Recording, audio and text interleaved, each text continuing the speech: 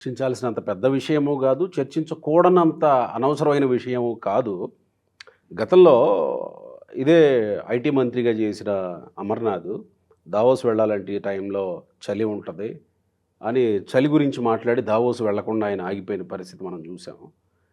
ఇప్పుడు చంద్రబాబు నాయుడు గారి పక్కన ఉన్న రేవంత్ రెడ్డి చలికి తగినట్టు విధంగా డ్రెస్అప్ అయ్యి ఉన్నారు. లోకేష్ డ్రెస్ చేసుకొని ఉన్నారు. దుద్దిల్లి శ్రీధర్ బాబు పైన కోటేసుకొని ఉన్నారు.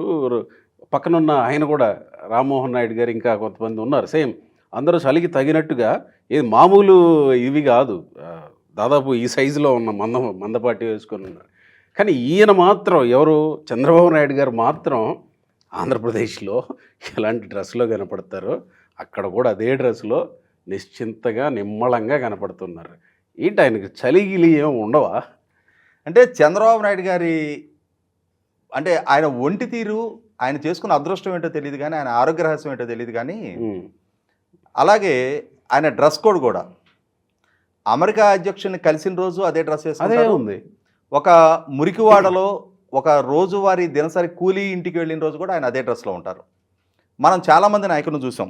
అంటే ఈ రాష్ట్రాన్ని పరిపాలించిన సాక్షాత్తు రాజశేఖర రెడ్డి గారు కూడా ఆయన గతంలో చంద్రబాబు నాయుడు గారు ఉమ్మడి రాష్ట్ర ముఖ్యమంత్రిగా కొనసాగుతున్న సందర్భంలో ప్రధానమంత్రి గారి దగ్గరికి ఒక రాష్ట్ర ప్రతినిధి బృందాన్ని తీసుకెళ్ళినప్పుడు ఆ రోజు సిఎల్పి లీడర్గా ప్రధాన ప్రతిపక్ష నాయకుడిగా రాజశేఖర రెడ్డి గారు కూడా చంద్రబాబు నాయుడు గారితో పాటు అకంపెనీ అవ్వడం జరిగింది.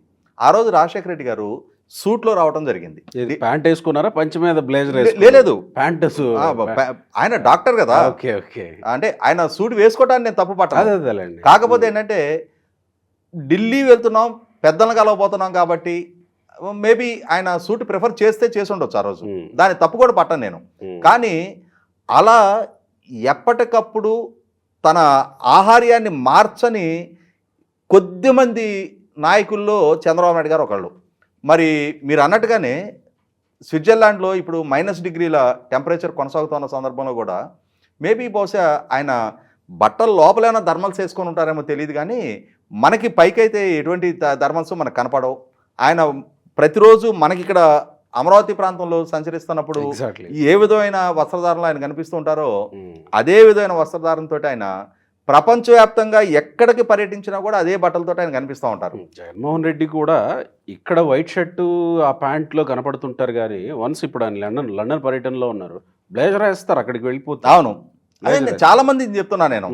ఇవాళ చాలా మంది నాయకులను చూసాం.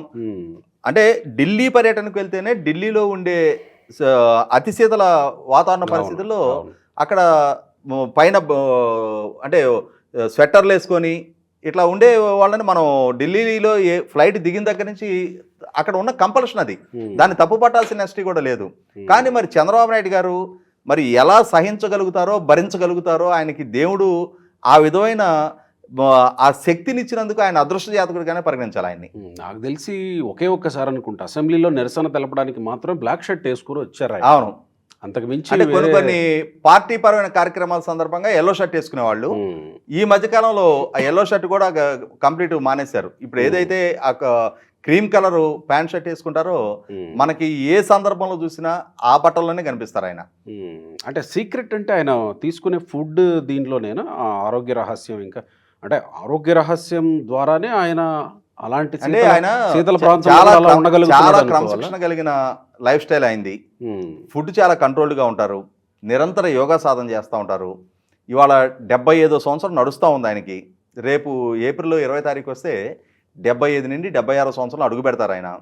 మరి ఆ వయసులో కూడా మరి అంతటి ఫిట్నెస్ మెయింటైన్ చేయగలుగుతున్నారు అని అంటే, నేను ఇందాక చెప్పినట్టుగా అది అమ్మన్నమ్మ గారు, కర్జోన్ నాయుడు గారి దగ్గర నుంచి వచ్చిన జీన్స్గానే మనం భావించాలి. అది ఒక అదృష్ట జాతకుడిగానే ఆయన్ని మనం పరిగణించాలి.